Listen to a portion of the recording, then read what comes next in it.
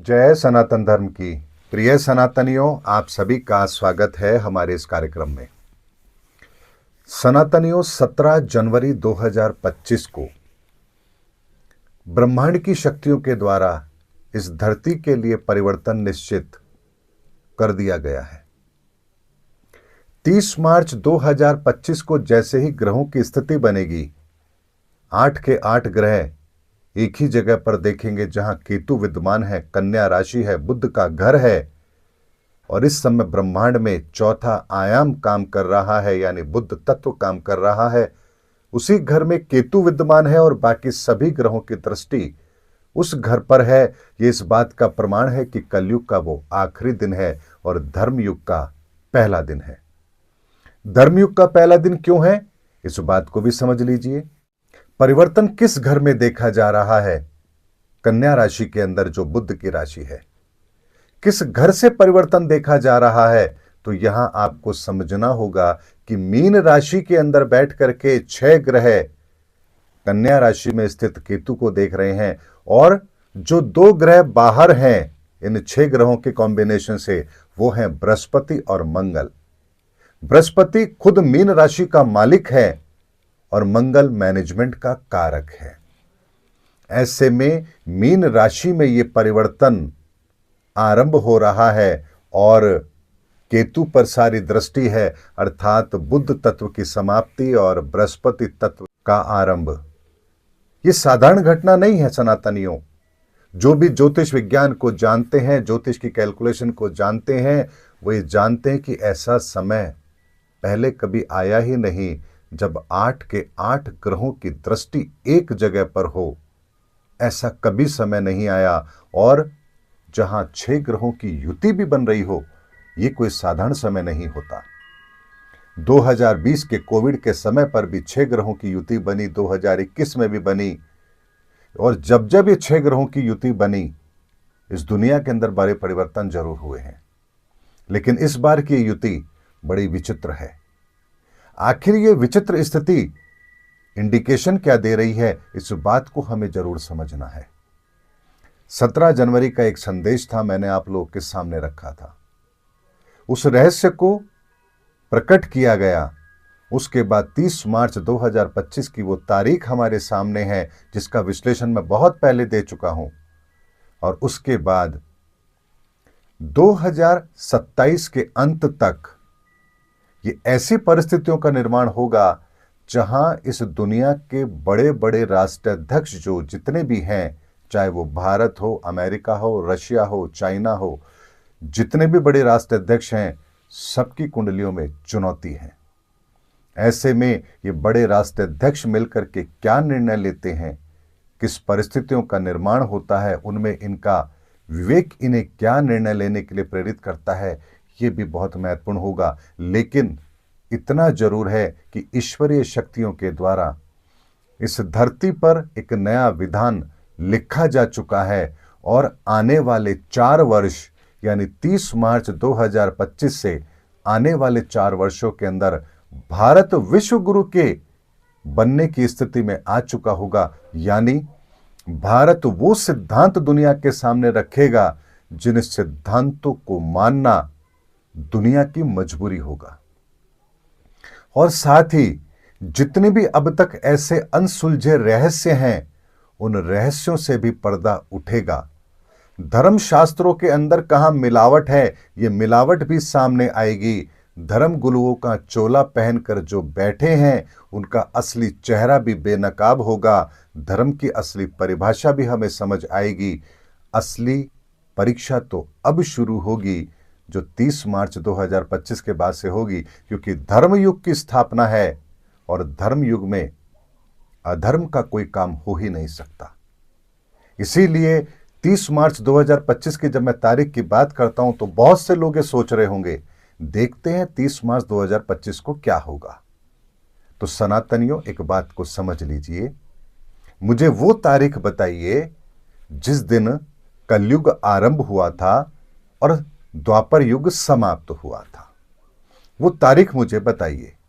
किसी धार्मिक शास्त्र ग्रंथ में बताइए, किसी वेद में बताइए, कहीं किसी प्रमाणित जगह से मुझे बताइए कि हाँ जी ये वो तारीख थी जिस तारीख पे द्वापर युग समाप्त हुआ और कलयुग शुरू हुआ। आप जानते हैं वो दिन कौन सा था? वो दिन था जब तक्षक नाग ने राजा परीक्षित को डसा था और राजा परीक्षित की मृत्यु के साथ ही कलयुग आरंभ हुआ था। वो क्षण था, वो दिन था जब राजा परीक्षित की मृत्यु के साथ ही इस धरती पर कलयुग आरंभ हो गया था। तो अब जरा मुझे बताइए, राजा परीक्षित की मृत्यु के पश्चात उस दिन इस धरती पर क्या ऐसा बड़ा परिवर्तन हुआ था जिसे आप कहेंगे कि हां कलयुग आ गया?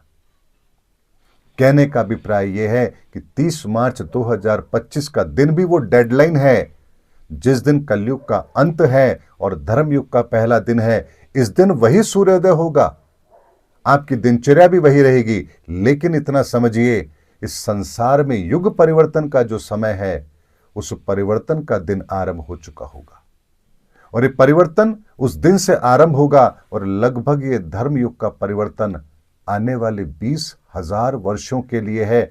तो सोचिए जो काम 20,000 वर्षों के अंदर होगा उसको आप एक दिन में कैसे जज करेंगे?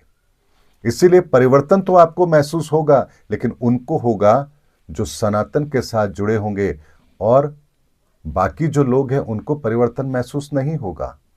क्यों नहीं होगा, इस बात को भी समझ लीजिए। हमारे भारत के अंदर या विश्व के अंदर कोई बड़ी घटना होती है, परिवर्तन आता है, लेकिन क्या जानवरों के ऊपर वो परिवर्तन लागू होता है? क्या उन्हें समझ में आता है? क्या सर्दी का मौसम, गर्मी का मौसम, बरसात का मौसम क्या जानवरों को कुछ विशेष करने के लिए प्रेरित करता है? सनातनियों, इस बात को समझिए, जानवर पहले भी उसी अवस्था में घूमता है और हर मौसम में उसी अवस्था में घूमता है। सर्दियों में आपने जानवरों को स्वेटर पहन के घूमते हुए नहीं देखा होगा, लेकिन वो परिवर्तन हम इंसान महसूस करते हैं। जानवर तो अपनी व्यवस्था करता है, कहीं खड्डा खोद करके छुप जाता है। इसी तरीके से इस बात को भी समझ लीजिए कि इस दुनिया के अंदर भी दो तरह के लोग हैं, एक वो जो जिंदा है, एक वो जो मुर्दा है। मुर्दा वो जिनकी आत्मा मरी हुई है, जिंदा वो जिनकी आत्मा जागृत है। और जिनकी आत्मा जागृत है उन्हें परिवर्तन आज भी महसूस हो रहा है और आगे भी महसूस होगा, लेकिन जिनकी आत्मा मर चुकी है वो ईश्वरीय संदेश को कभी महसूस ही नहीं कर पाएंगे। हम में से बहुत से ऐसे लोग हैं, जब कोई परिवर्तन होता है या कोई घटना घटित होती है या कोई परिस्थिति होती है, उनकी अंतर आत्मा उन्हें कुछ कहती है, वो उसको सुन पाते हैं। लेकिन कितने लोग हैं जो उस अंतर आवाज को सुन पाते हैं? इस बात का प्रमाण स्वयं से देख लीजिए कि अगर आप उस अंतर आत्मा को सुन पा रहे हैं तो निश्चित तौर पर आप उस युग परिवर्तन को महसूस कर पा रहे हैं और आपके लिए भी ईश्वरीय शक्ति ने कोई ना कोई ऐसी कार्य व्यवस्था निश्चित की है। आप भी उस युग परिवर्तन में अपना महत्वपूर्ण रोल जरूर प्ले करेंगे। इसीलिए तमाम धार्मिक शास्त्र ग्रंथ, जितने भी गुरुमुख लोग हैं, वो सब जानते हैं कि इस समय के लिए, युग परिवर्तन के लिए क्या कहा गया है। और जो लोग उस ईश्वरीय चेतना से, उस ईश्वरीय ऊर्जा से जुड़े हुए हैं, वो उन चीज़ों को देख पा रहे हैं, महसूस कर पा रहे हैं। और 30 मार्च 2025 के बाद से अगले 4 वर्षों के अंदर ही ये दुनिया पूरी तरह से बदल चुकी होगी। ये लंबा समय नहीं होगा कि यहाँ आपको सालों इंतजार करना पड़ेगा, लेकिन 30 मार्च 2025 के बाद से इस दुनिया के परिवर्तन का वो दौर शुरू होगा जो किसी के रोके नहीं रुकेगा और अपने परिणामों को घटित करवा के रहेगा। इसीलिए ये जो समय चल रहा है, ये असाधारण समय चल रहा है। इस असाधारण समय के अंदर हम सब इंसानों को एक बात जरूर समझनी है कि हमें अपनी विचारधारा को सनातन के आधार पर बनाना है। धर्म युग में क्या नियम चलेंगे, हमें उस आधार पर अपने आप को तैयार करना है।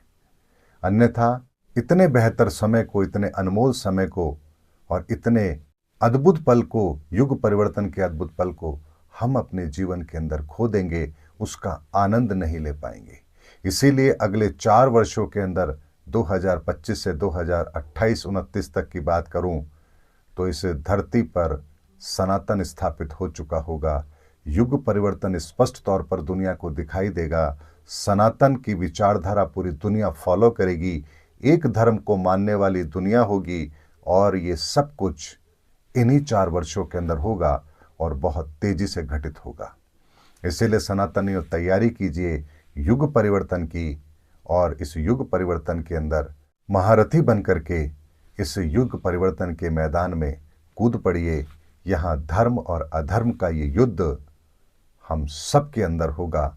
देखना ये है कौन धर्म के पक्ष में खड़ा होगा और कौन अधर्म के पक्ष में खड़ा होगा।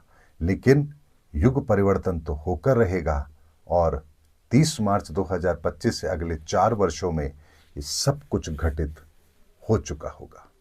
उम्मीद करता हूं सनातनियों मेरा वीडियो आपको जरूर अच्छा लगा होगा। कुछ कड़वे शब्द भी मैंने इसमें प्रयोग किए हैं, लेकिन जो कहना चाहिए वो कहना पड़ेगा, जो समझाना चाहिए वो समझाना पड़ेगा, क्योंकि धर्म युग की तैयारी है और आपसे कोई चीज़ रह जाए, छूट जाए जो आपके लिए आवश्यक हो धर्म युग में, ऐसा नहीं होना चाहिए। इसीलिए तैयारी तो हमें अभी से करनी होगी और तैयारी जोर शोर से करनी होगी, क्योंकि अब वो काउंटडाउन शुरू हो चुका है। युग परिवर्तन का 17 जनवरी 2025 वो तारीख थी जिस तारीख में ईश्वरीय सत्ता के द्वारा ये परिवर्तन सुनिश्चित कर दिया गया है। उम्मीद करता हूं सनातनियों मेरा वीडियो आपको जरूर अच्छा लगा होगा। अगले वीडियो में आपसे फिर भेंट होगी, तब तक हमारे चैनल पर बने रहिए। जय हिंद, जय भारत, जय सनातन धर्म की।